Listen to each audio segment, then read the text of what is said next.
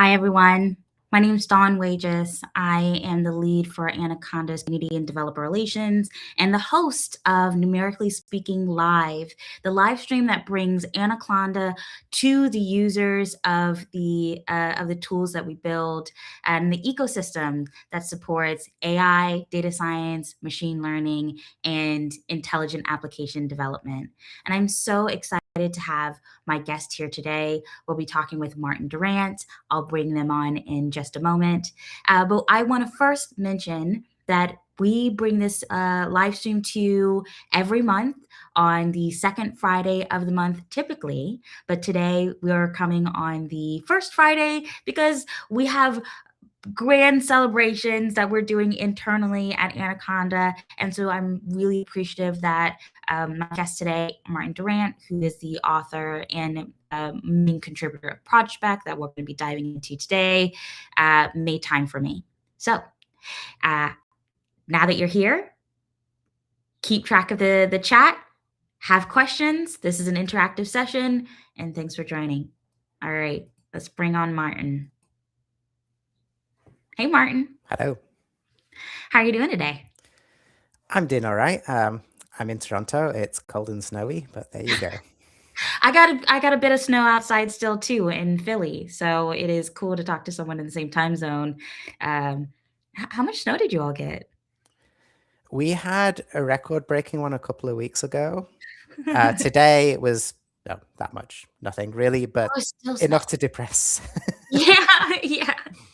Well, we're inside, hopefully cozy and warm. I have my eyes on the chat for when people are going to be talking with us, if they want like feedback and we have questions. But we're going to be diving into projspec today. Can you tell me a little bit more about yourself first, and then how we got into projspec? Okay, so about me, I have been at Anaconda now for 10 years doing open source work for almost all of that, one or two little sidelines along the way, but I guess I'm best known for fsspec. That's the most downloaded thing that I do, and it's friends S3FS and GCSFS that are all about accessing bytes in various different places that they can be stored. But I've taken part in quite a lot of different open source projects in my time at Anaconda. Before that, I was a data scientist. I was an early adopter, if you like, of data science at a time when that was a new thing. And before that, I was a scientist who actually used code for research. And I did that for many years, mostly in astronomy and also a little bit in medical imaging. So yeah, that brings us to the present day. We can talk about all the different projects and repos that I've worked on along the way, but today, if it's going to be projspec, that's probably not anything that people have heard about before. It is available on PyPy already, so you can install this, but it's still, let's say, alpha or at least early days. There's lots of scope to change and grow. The first code on this, I think, was written at the end of the summer or so. It was a kind of another sideline for me. I like to have these. And yeah, the whole point of this conversation, aside from talk about open source in general, is so that people should get interested and tell me their feedback, their thoughts, their ideas about the whole projspec concept. So should we get into what projspec actually is? Yeah, let's do it. Okay, well, the name of, if I'm the fsspec person, then it's not that much of a surprise that I would call something like this, and it's about projects, so projspec it is. This all came out of conversations with my colleagues the early part of last year, and there are lots of groups at Anaconda that do all kinds of different things. We have our platform, our proprietary stuff, we have the open source stuff, we have, I don't know, Python Anywhere and PyScript and like all these different things that people might have interacted with, not necessarily realizing they're all actually at least supported by Anaconda, mostly invented by Anaconda. They all have different concepts of what a project is. So they have their own unique concerns. And there was this big conversation where we were all talking at cross purposes about, well, no, I think we should when we say project, a project, by the way, is in the terms of storage service at the time. So like Okay. when we're gonna put these things somewhere, but what is the thing that we're putting there, right? That was the concept. And then nobody could really agree, and I had this idea that actually really a project for most coding-oriented people is it's a directory of Yep. stuff, right? But alongside that, you also have some kind of metadata to tell you what the rest of that stuff is. Yep. That's a super simple idea, but it goes quite a long way. And I started investigating, and even just amongst the groups that I was talking to, we already had a pretty wide range of different metadata specifications about our code. So this is hoping to do what fsspec did for file systems, but for projects, it's not going to be a new tool. It's not going to be a new way of declaring what your things are. There are already good tools for doing that. You might use UV or Poetry or Pixi or whatever. These are all Python specific things that are out there. Or if you program in a different language, you might use something else. Like Cargo for Rust, for example, is a very well liked dependency manager. Maybe dependencies is not the only thing you care about. There are other things that you can put in a project, such as from Docker files, which is, also about how do you make this thing run, but maybe data specifications, maybe Okay. test infrastructure, all kinds of stuff, maybe deployment options. Mhm. Ansible just came up in conversation, for example, another declarative metadata kind of thing. So projspec is essentially a parser for all of these things so that you can point at one particular directory and find out what it is and what it contains. And you can run those things even.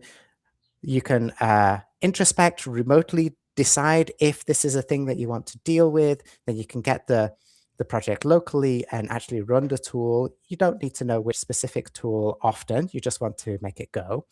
Yep. And projspec allows you to do that. Or conversely, maybe you already have a lot of projects in lots of different places and you want to know which is the one that was referencing this particular data set that I'm interested in right now. I Right. vaguely remember, can I find it? Oh, everything just has a directory name and they all say Yep. data in the title, so I don't know which one it is.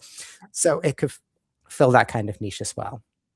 Interesting. And I want to also highlight where Anaconda fits in this as well, because we are a company that is historically and continues to be tool makers. We support the Python ecosystem and we build a lot of the tools, but there's a huge ocean of tools that people can choose from in Python, and across other languages. But specifically in Python, we have this very hairy ecosystem where a lot of people are picking different tools. And so it's interesting that this expertise coming from us, and specifically coming from you and your extensive background in building tools and supporting lower level tool infrastructure. Um, this feels really interesting, but also leverages a very simple concept of using parsers to do so. Can you talk to me a little bit more about uh, the fundamentals of parsing and how difficult is it? It feels very approachable, but tell me more. At least everybody seems to have agreed on a small number of metadata formats. Okay. So there's TOML, there's Mhm. YAML, there's INI is around Yep. still, JSON maybe, Mhm. and not many other things. There are some bespoke formats out there like Makefile Dockerfile. and Dockerfile. Yep. Um, but most of these things, the actual parsing, like getting an object representation, is really easy. But then you do have to do some reading for Mhm. each and every single one of these specs.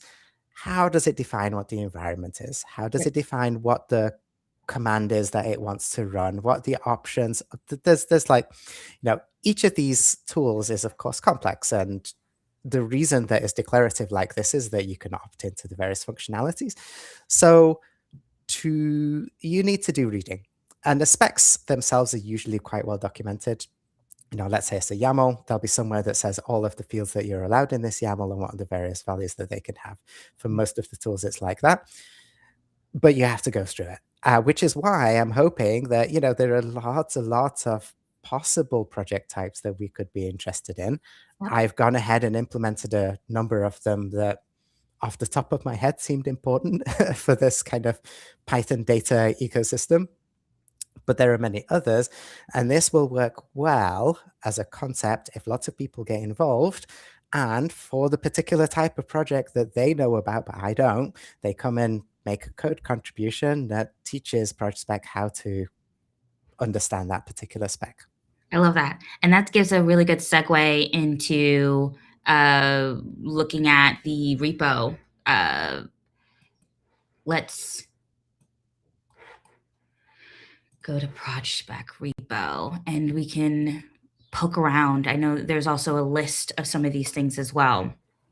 And I love it when we start live streams and you just get code on screen pretty quickly so we can bring the audience in. So I'm looking at projspec. Please, I'm driving, but can you guide me into where I should be looking? I'd love to start with maybe the niche, but we can also drive to other places that are interesting on The diagram here is quite interesting because that was on this very first day of big conversation with this big group of people all kind of disagreeing and then eventually agreeing. That's what I jotted down as notes that day. Oh, wow. And that was the initial concept of what I wanted to build. And it has the three categories. On the left is project types. So what is this directory fundamentally? In the middle are the kind of things that you might declare in a project, such as environments we talked about a lot, because that's a super common thing that comes up a lot in Python circles, but there's a lot of other things that you might declare. On the right-hand side are, these ended up being called artifacts in projspec as it is now. These are what can my project do or make? Maybe it's an app, in which case basically it runs. That's the idea of it. But many of these make a thing. Like if it's a Python library, maybe you make a wheel, or it's some other build system and you make a binary, or it's a deployment of some sort and you make a cloud asset somewhere. These are all possible things, and there's quite a few. This was not meant to be an exhaustive list, but it's already kind of long. So that set the scope for what I initially planned projspec to be. How far have we made on this particular list? If you go to the documentation, there's a link at the top. That's the best way probably to skim what exists. Going to the show notes. And no, I meant the projspec documentation. It was there's a link from the top of the. Okay. Perfect. Under API and user. This be in there. Oh, there we go. API reference. Yep. Yeah, and then under projects and user classes. User classes. You can expand on the left. Yeah. User classes. Perfect. Yep. So these are all the ones that are implemented to some extent at the moment. And there's already quite a few of these. And if you're a Python programmer, you probably know what all of these things are. And you probably have them actively in your projects right now. It's interesting that these things are not necessarily mutually exclusive. So just because you tend to use UV for your environment management doesn't mean that your directory, which has a UV spec in it, is not also a read the docs directory, right? Because we want to document things. Or, maybe you actually want to make your own conda recipe for your thing. So maybe you have one of those lying around too. These are all, very reasonable things that can live happily side by side. Almost like the vast majority of our code is also a Git repo, at least, right? Just because it's a Git doesn't mean you can't use UV, but these are two separate tools. Yeah. And you have to know them both. If somebody hands you a new project, maybe you've always used some other version control and you've never used Git before. Maybe you are just in love with Pixi and you don't know what to do with UV or poetry. That's annoying, and it's not that difficult to figure out. But the convenience of something that will tell you what the tool is, first of all, oh, this looks like a UV project. That's already useful if you're not doing this every day. Yep, agree.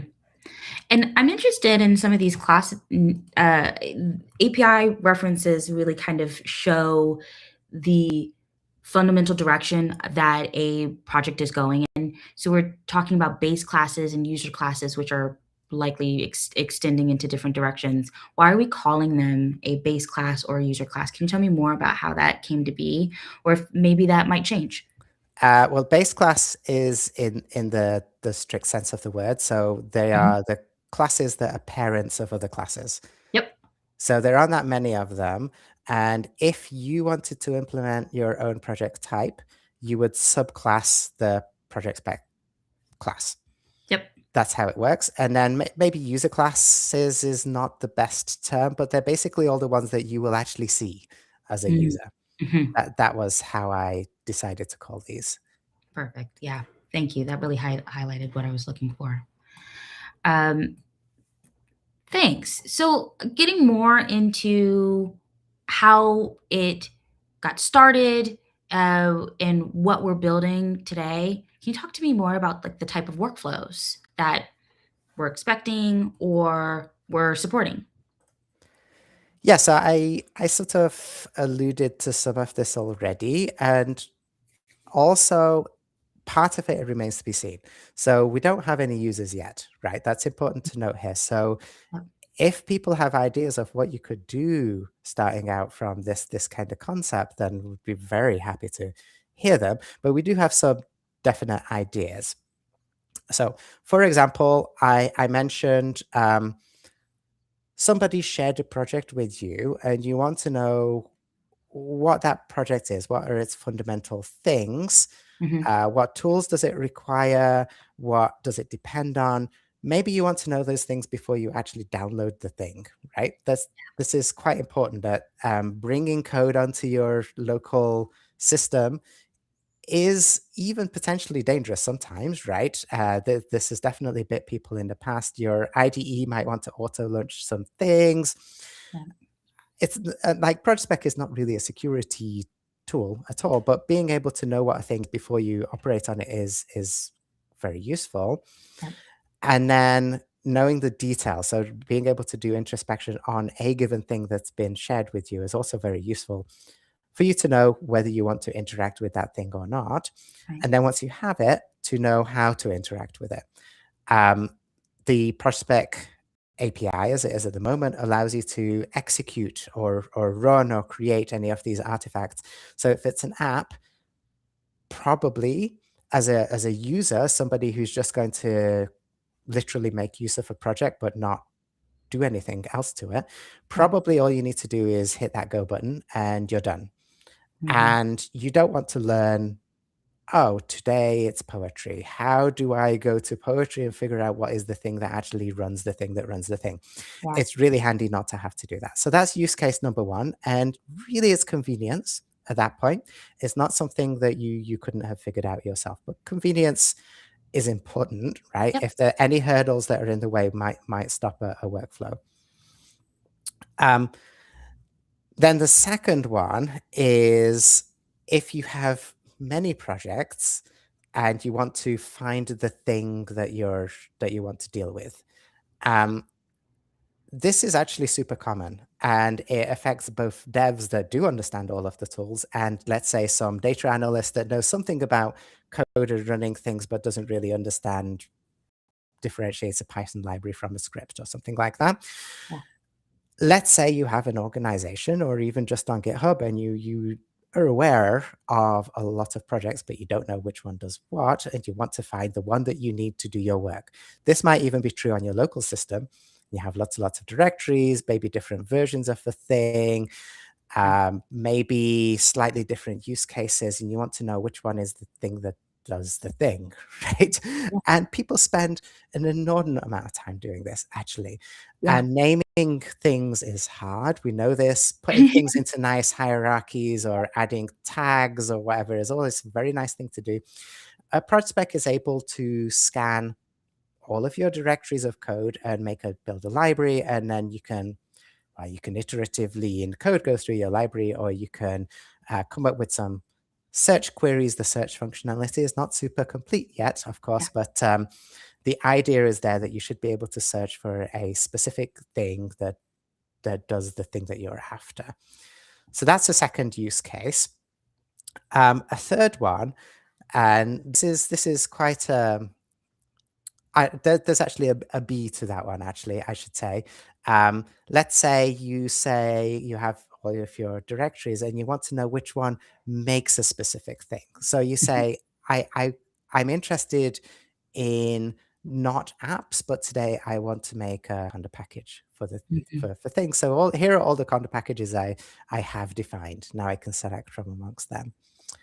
Okay. Um, Yeah. an interesting uh, extra route from this is that if you are IT, so an admin for an organization, and all of your users are working on different projects, this gives you a way of getting either summary statistics or like anomalies. So, which one of these projects is still susceptible to some CVE?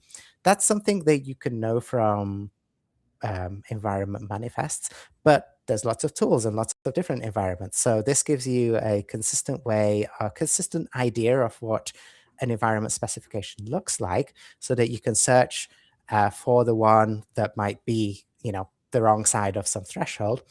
Or more simply, I want to get summary statistics. What fraction of my users are using Torch versus TensorFlow? Something like that.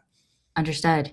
Yeah, I think from the 3 workflows, the being the one developer with many different projects. In DevRel, I did this I was in a consultative position for a research organization many moons ago, and we had a bunch of different directories and would need to figure out which one is doing the thing that we need. Is it for the first part of the study or the second part of the study? Which one do we? And the naming is hard, as you mentioned. So I think I really resonate with that second scenario.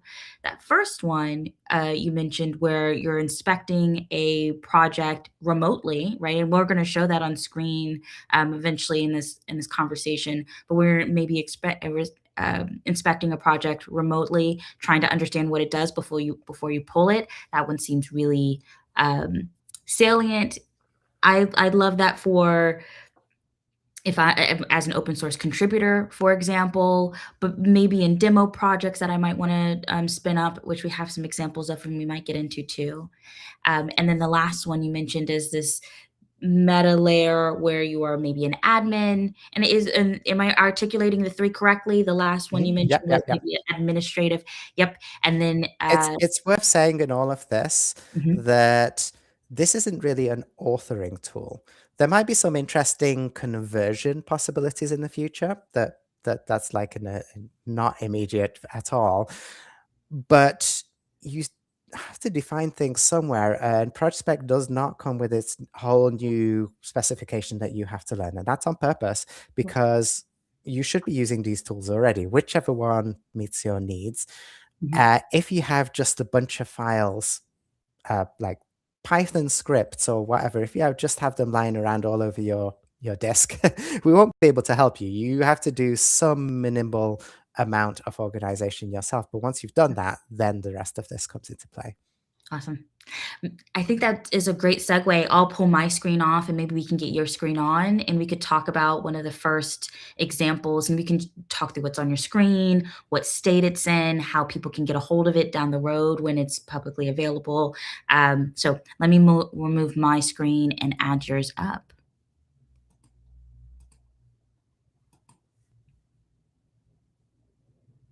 Great. All right. So this is in collaboration with the Jupyter open source team here at Anaconda. Um, Jupyter Lab is a pretty popular IDE in the Python ecosystem and beyond. So here it is in front of you.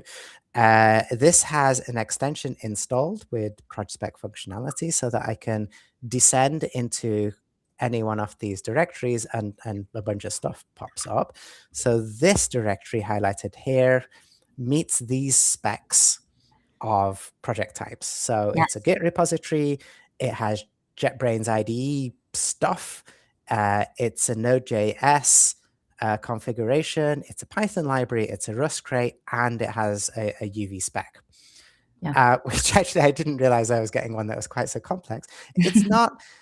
Maybe it's slightly unusual to have all of these together, but you may expect at least a few of them together. Yeah. And I can click on one of these and it expands over here. Here's the UV specification. We Nice. have an environment. This is the lock file version, so it's quite long. And we can build a log file. We can build a virtual env, which is essentially the same thing in Yep. this case. So we can, as the part for UV's case, as you build the virtual env, it will lock your environment. That's the idea. Yep. And I can use UV to build a wheel. I can also use Python to build a wheel. Like this Mhm. should do more or less the same thing, but maybe not exactly the same thing. But it's interesting that there are often, if I wanted to say, hey, build me a wheel, then projspec can say, well, these are two different ways that you could do it, and you have to choose between them. Right. If I look at a different one, let's say, I don't know, anything here strike your fancy? Let's do Dask Awkward. Okay. So Dask Awkward, you notice that JetBrains shows up here. That's what I used to edit. So all of these are JetBrains projects, if you like. We don't actually pass anything here there. You see this card is empty. It's not yet clear what information stored by your IDE is useful for anything, but we can at least recognize that it's there. Mhm. This has a reader docs definition, and it's a Python library again. So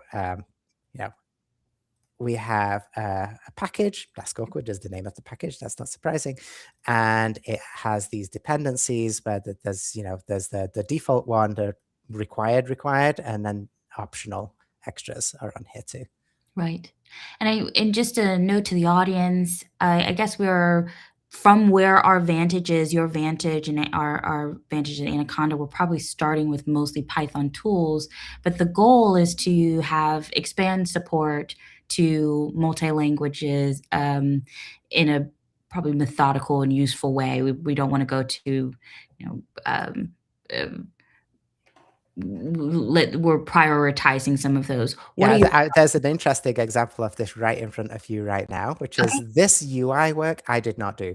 And the reason I didn't do it is because the Jupyter Lab application is written TypeScript, and I don't know how to do TypeScript. Fortunately, other people do.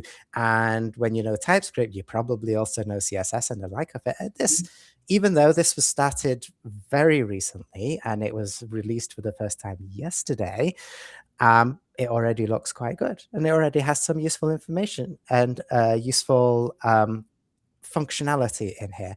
This is plumbed into the standard file browser here, so you don't need extra panels, or it's all very nice and integrated. But behind here, this is the application that I wrote to demonstrate this. nice, And okay. this is because I'm an old timer and Qt used to be a thing. You don't see it around that much anymore, but I can turn out an application in Qt very quickly. Yeah. However, if I go, you see there's this, I said this is probably a bit small on the screen, but these icons are different. These are all projects that have already been scanned, and this is how my summary view looks. And you Okay. say, I have to click, go in here to all these things, and that's just the Git tags. Yes. Or if I want the same thing with the invariant specification, they're down here, right? This is not the best UI, but I just wanted something to show that, all of the information is there. What I did manage to do, though, is this is the library. So these are all the things that have been scanned, and this includes a couple of remote things. So let's see if I click on this. This might take a while with the network active. Oh yeah, that wasn't so Yeah. fast. So this is a version of intake that I host on my Google Drive, Yes. right? This is how, in practice, many people might do their sharing. Is you don't want to join GitHub and necessarily use Git at all. You just want to throw it in your Google Drive. Well, now you can scan the things directly. Interesting. And what I also have here is like the simplest search functionality of the things that I've already scanned. Show me all of the ones that are reader docs defined. So let's pause for just a moment here. This is really interesting. So one, I'd love to talk a little bit more, just maybe one line on what Qt is for the audience who may not Okay. be familiar with it. And then I'd love to talk about where this tool is in the kind of life cycle or expectation for end users, right? So say I am someone who's like, okay, well, my favorite tool is Rough right now, and I want to add in additional functionality for Rough in this project, and I want to contribute to projspec for this.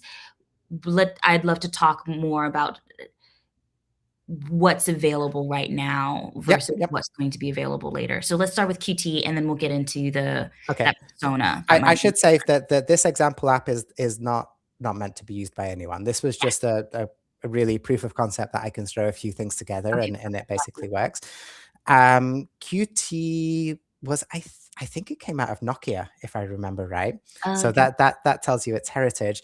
But it's been taken up by the KDE desktop environment for Linux. So if you've seen Linux and you've seen that it's very pretty, then it's being driven by Qt actually. So it's this desktop windowing system with all these useful widgets, like a actual widget that does this kind of thing. You can do this in HTML, CSS, Yeah. JavaScript, but it's kind of complicated. In Qt, it's really batteries included. You have all of the things that you would imagine you might need for a desktop app, including this HTML view here. Mhm. So it's really quick for me to do this kind of thing, and this would run on the three major desktop uh, operating system. But if you wanted to make this a web app or you wanted to put it on Android or something, that would be a much more complicated story. Right. So it has its niche, and you saw it around a lot more in the past. But I guess it's still a good option if you want to do this classic style of application. So the reason why I wanted to kind of underscore the QT and the state of where we are is if I wanted to demo the functionality of projspec and continue to push forward the boundaries of what it can do, would you recommend that the users could maybe fork this QT code that you have, I and mean, themselves? yeah, Should they yeah, optimize with maybe, a maybe Jupyter notebook? if you have some. Probably you would end up doing that if you had other legacy Qt-based stuff that you wanted Yeah. to insert this into, which, for example, the Spider IDE is written in Qt. If you've come Okay. across that, then Yep. that would be a natural place for some elements of what I've done there. But this one with Jupyter is probably the way forward, plus VS Code are the two that we're aiming for at the moment. And that would be your IDE experience. Mhm. Um, where it might show up elsewhere is perhaps if you, for example, on the Anaconda platform, people might not know this. You can open and store projects on the Anaconda cloud system. It would Mhm. be natural in places that are already built around remote stored projects for them to want to produce some kind of views. And those would Yeah. probably be web views. And maybe they would look like this, or maybe they would look somehow different and Interesting. specialized. I don't know. So what I'm taking is that as I'm now, and I love Jupyter Notebook, so that's probably where I'm gonna opt for. And so installing this Jupyter Notebook plugin for projspec, so then I can start playing with the current functionality, and I can use this UI, and that will be released soon, or it was pushed yesterday, you said? This was out yesterday, yeah. Perfect. That's so exciting. Yay! Hot off the press. I love that. And if you want to see you asked me the other part, how would you go about implementing a new project type? Yeah. I think the easiest way is just to bring across, yes, it's PyCharm, because we were just talking about Yeah. that. This is Mine how it literally looks. You might include yeah, perfect, perfect. And I'll get rid of this one and I'll open up this one. So each of these things, this project types is a single cat class, and the only two methods, but so we have docstring, you should also always have a docstring. We have this class attribute that points people to, where is this thing defined? Mhm, Um, in the case of Django, Django doesn't have a single metadata specification for your whole project, but it does have settings. Typically, you put these in a file actually called settings.py. mhm, Um, this is how we decide for the time being, is this a Django project or could it be passed as a Django project. So this has to be true. If it's not, then we don't even attempt the second part. If we attempt to pass it, then we are still allowed to fail. That's the way around it is.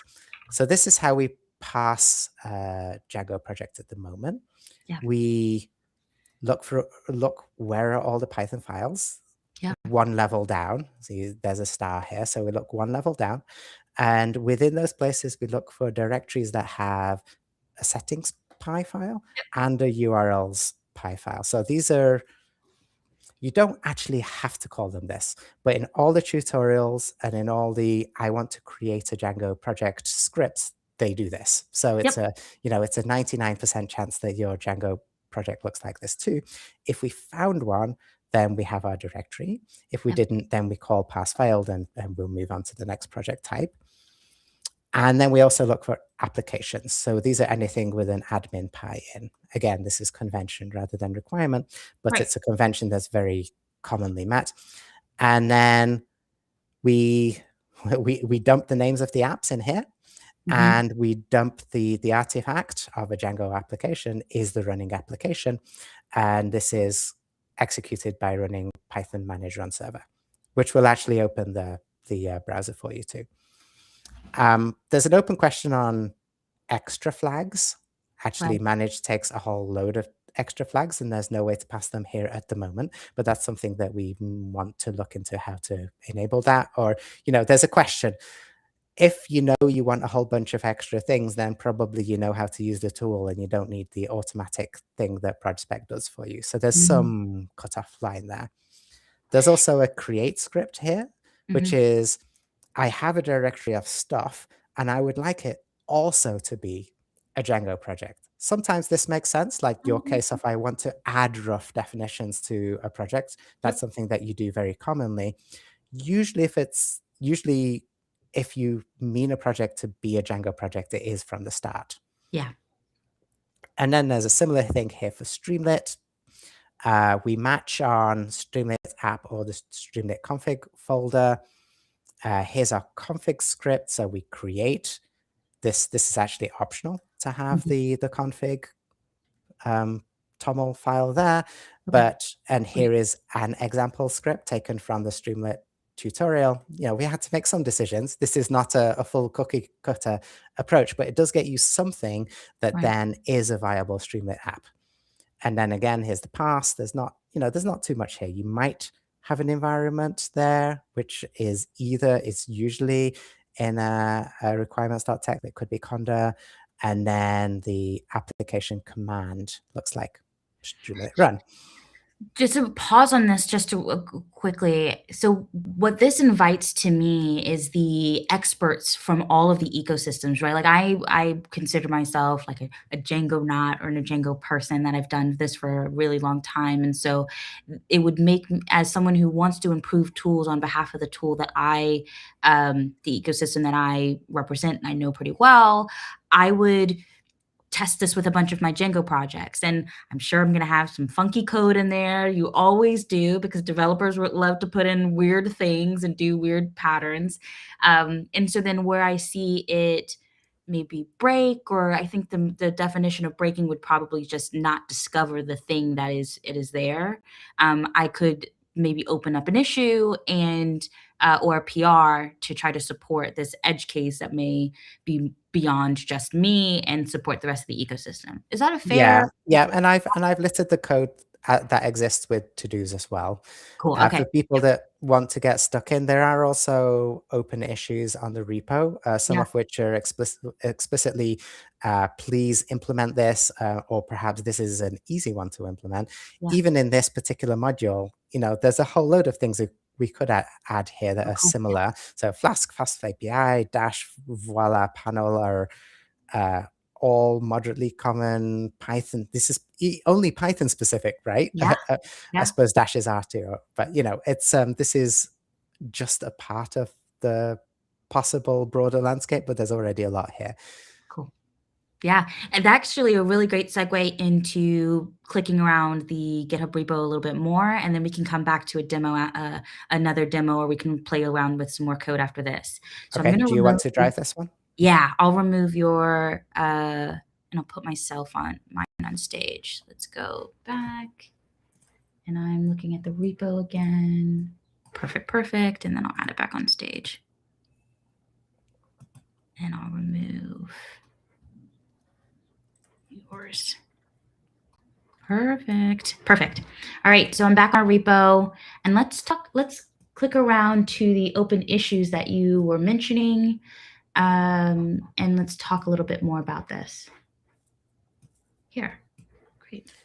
Yeah, and there are also those to do. So we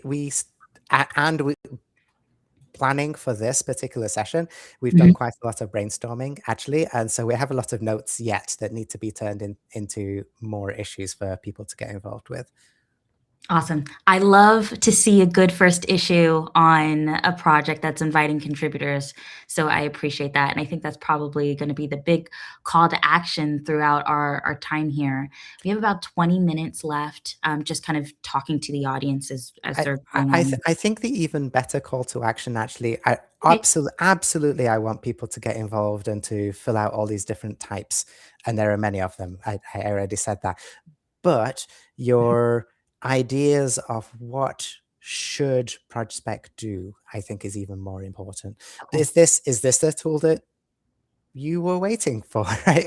Often we don't know this. I have, it was a surprise to me that fsspec was as popular as it was, and this is actually not that many people have heard of it, but Mm, it's one of those little pieces that does a specific job that turned out to be very useful. So yes. it got used by lots of other libraries, and it's just kind of there on lots of installations.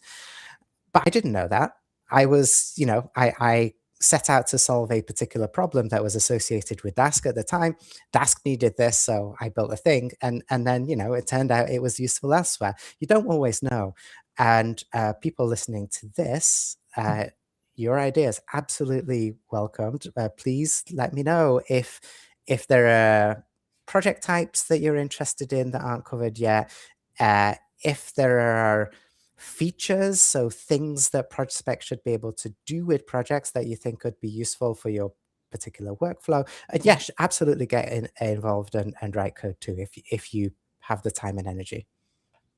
And that's a really great call to action too, because it focuses on how to make sure that Proj Spec is useful for the audience and like easy, adoptable, really solving a problem for people. And I absolutely see how this could fit into my workflow, but it would need to give the answers that solve problems for me. So I love that. I think it's absolutely on the money on the types of questions and what I'm asking myself as I'm approaching ProjSpec. And I'm excited to play around with it. This would absolutely help me. I mean, I'm have a history in developer relations where you're building a lot of demo projects and you're like, well, where are they? What are they doing? Which one? I built this one 3 months ago. What does it do now? And what does it produce? And so this would be really helpful. Another question, and this steps a bit back into FS spec and its success, also maintaining projects.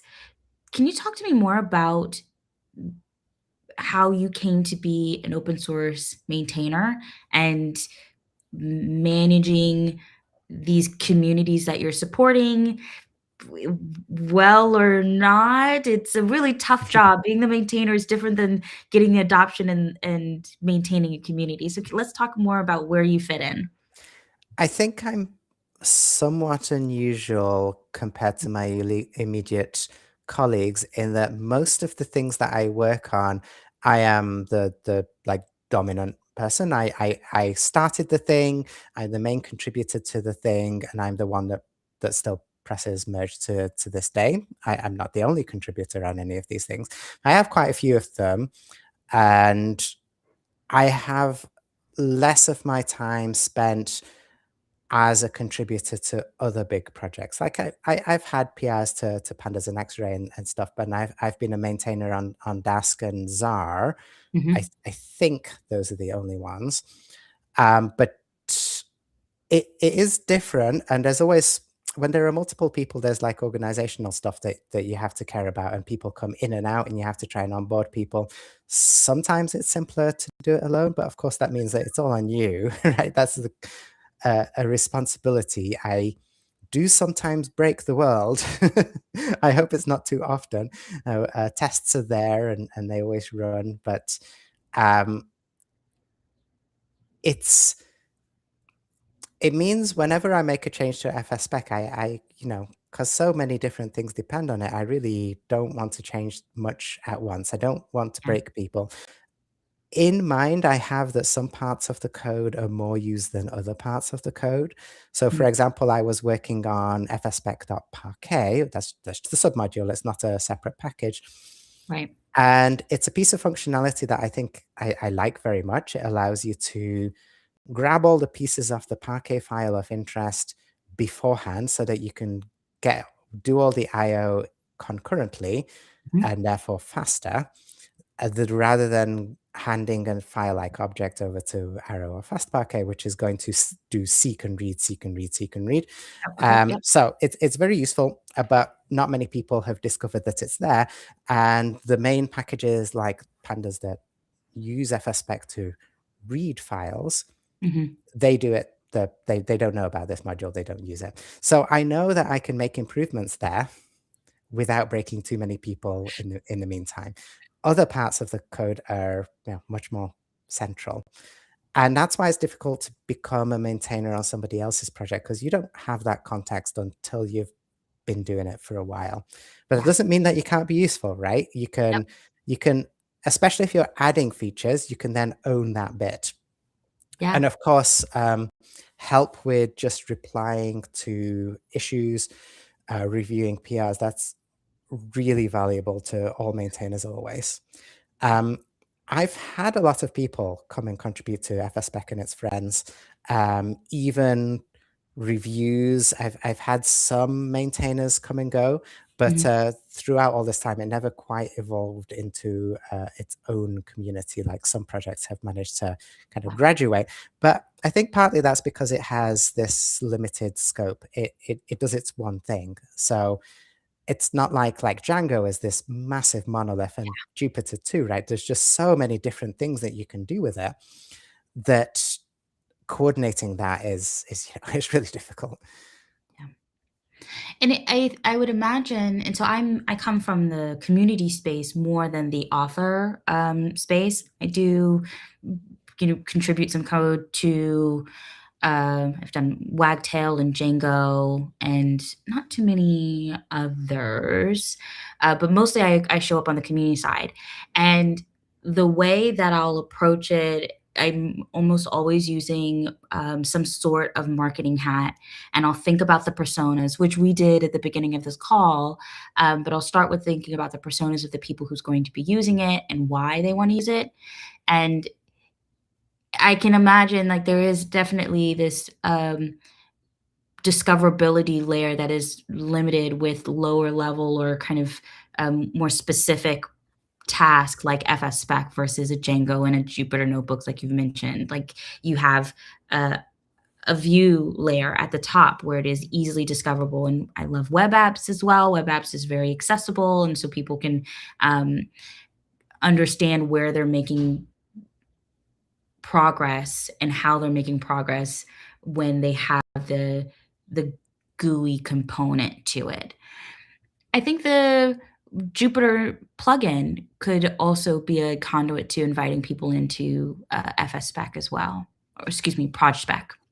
Yeah, yeah. Well, actually, fspec too. So Mhm. one thing that is glaringly missing is the ability to interact with remote projects. And we have a separate thing called Jupyter FS that deals with remote files. So we have Oh, to yeah, okay. make these things together and possibly throw in some data catalogs and stuff. Like we have some pretty big plans. We'll see how much of that we manage to get done. That's exciting. Oh, great. I love that. Part of the maintenance with large projects and keeping the audience long and inviting them in also could end up being publishing roadmaps, opening discussions on GitHub, and or if you prefer to move the discussions into open issues, having issue formats and things like that. A lot of that meta layer that is uh, outside of the actual committing of code and being the main author. So in our conversations leading up to this event and our future conversations on how the community is going to grow, and I'm sure it will. I'm so excited. I raised my hand to be a colleague and a helper and growing this community. So I'm really excited. Well, I much appreciate it. I'll see you on Yeah. GitHub. Yeah, I appreciate you. Yeah, I'll see you on GitHub, right? When the rubber meets the road, I'll see you on GitHub. Cool. Let's go back to some of my open questions and see where we are. So we talked about the Jupyter extension and the Qt app. Let's jump into, I could show my screen and maybe we can start talk about inspecting in the last few minutes, inspecting a project remotely. And I'll bring up my VS Code and we can like start from zero and you can guide me on what to do. So I'm gonna remove, oh, actually, let me, With appropriate caveats.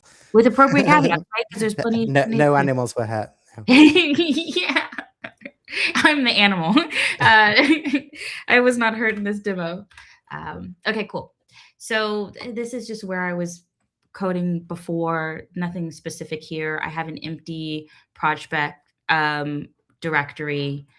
And I named my computer Meg, so we're Meg the Mac. So how do we get started? So projspec, aside from the GUI stuff that you saw there, there's a command line and there's a Python API. Yes. The command line doesn't do anything that the Python API doesn't do, Yep. but it could be convenient. So you can just type in projspec, that's the command, and it will by default run on the local directory. And if there's nothing there, there's nothing there. I'll conda install projspec. Yes, if you don't have it, or actually it's not on conda yet, so it'll have to be pip for now.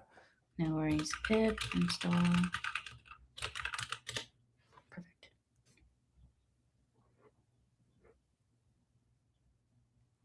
Okay, that seems to have worked. So Yep. if you should be able to just type projspec now. Perfect. And that's where I am. Cool. So I know you gave me the... So it says it's a project and there's nothing there. Every directory is a project from projspec's point of view. Okay. In the IDE space, this wouldn't show up. There was in the Jupyter view, it said like not a project or something. So we could decide to change that. But if you were to add, I don't know, if you do UV init or something to bootstrap a project here. I think I have UV. Oh, I don't have UV on here. Do you have Pixi or something? I have Pixi. Or poetry, or I don't know, briefcase. Oh. Do you have any? I don't have briefcase right now. On my personal machine, I do. But we're starting from zero, so that's okay. Okay, well, start a Docker file then.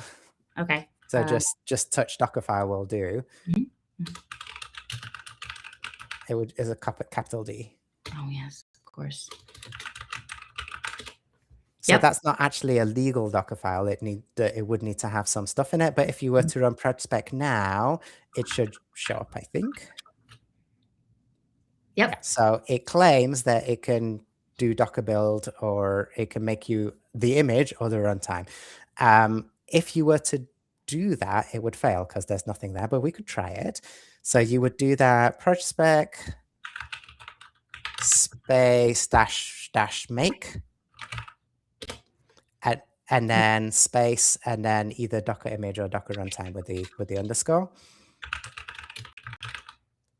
Is Docker image runtime? No. Sorry, it's either Docker image or Docker runtime.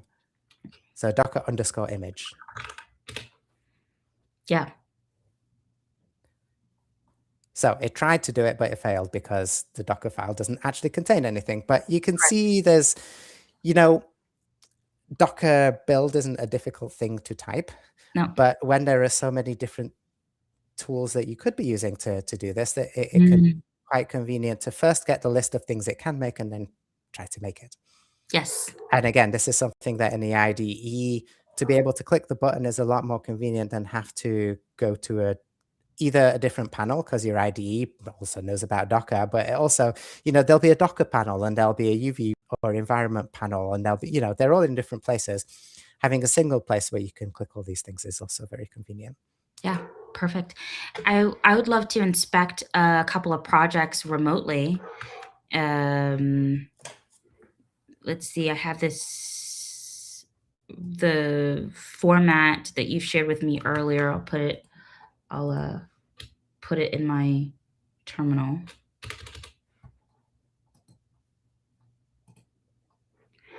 And let's find a repo that we'd like to play around with. We were talking about Django, so I wonder if we can do pre-talks. Pre-talks is, for people who are not familiar, is a conference management platform. It's also a company runs it, called Pre-talks. It's built in Python, in Django, and much of their code is open and able to peruse yourself. So let's use Pre-talks. So I want to use the org, and that would be Pre-talks. And then you said I don't necessarily need the tag or the branch. Is that correct?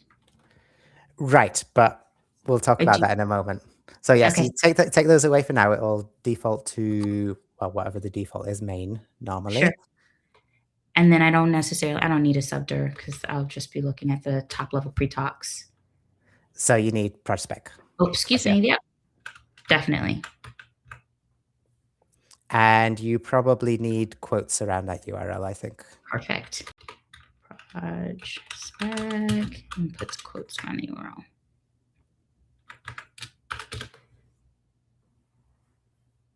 All right, so it's missing Pre-talks.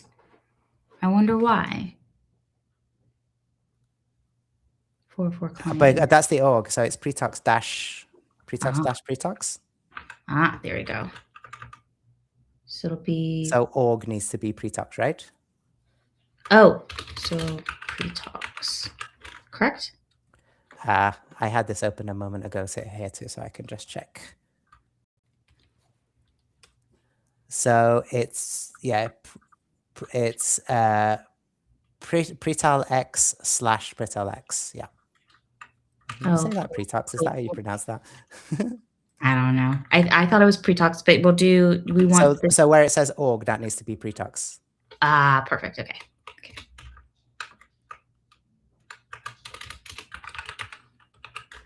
And another / Pre-talks, or this Nope. is good. Colon. Okay. That's it. Perfect. There we go.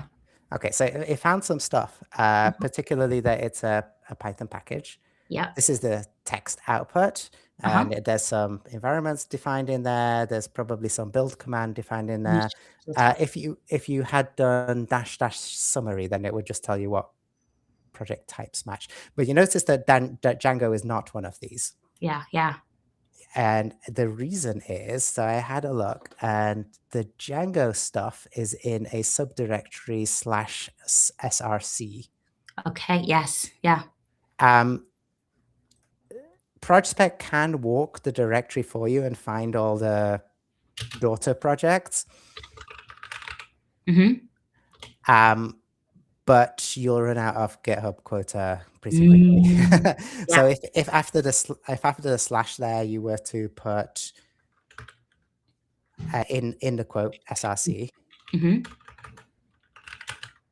Great. then this should match as a Django project. Yeah. Okay. Perfect. Cool. This is exciting. I love this. This is like a new tool to kind of get is easy to get intuitive with how to navigate around with, and I can understand where the edges are and how to play with files. And I should also use my machine that I actually like code on. This is my work business machine where I only have a couple of projects, but it would make sense to have a whole bunch of different projects and to be able to navigate around and understand what's in there. Awesome. Should I try the source one with summary as well? Sure, but like they didn't really have any information Yeah. there, right? For Django, like I said, there like if you program Django, you know there's this monolithic settings.py is Yep. where all your metadata actually goes. It's not really structured, it's just a bunch of names. Yeah. So we could parse it and surface that, but I'm not sure how useful that information is. No, that's totally fair. And that's the premise of the question. So, as we're coming to the end of the live stream of our hour together, I'm going to go back to the fsspec GitHub issues, and there was, Projspec. excuse me, projspec. There you go, projspec, and there was a one issue that we wanted to open up and talk about. Is that true? One of these issues? Ah, I don't know. Okay, cool. There's I think it was no, it was oh yeah, more types. I think we were just talking about more types that we wanted to discuss. Um, would you say this is one of the more important ones that we'd like to have further discussions on? It's the easiest for people to just jot down their thoughts. As you see, I have a few comments here myself of things that getting ready. This was only opened what, 2 days ago, one day ago, something like Mhm. that. Um, and in having these discussions, I've already added a few. So Go is one, an Azure app. I hadn't heard of that before. I didn't know there was a spec for that until you had showed Yeah, one to me. And then traditional compiler build systems is, still super common. Maybe not the thing that a sort of data analyst type persona would interact with, but if there is a configure script and a makefile, that's something that you should at least know what that means. awesome. Cool. Thanks so much for sharing an hour on a Friday with me, Martin. I appreciate it. It's been lovely to walk around ProjSpec, learn a little bit more about your background and how fsspec and ProjSpec came to be, and then invite the audience who hung out with us for this hour into this world. I appreciate it. I'm excited to navigate it too. Well, thank you for hosting. All right. Thanks. Catch you later. Catch you on Slack. Bye. Bye.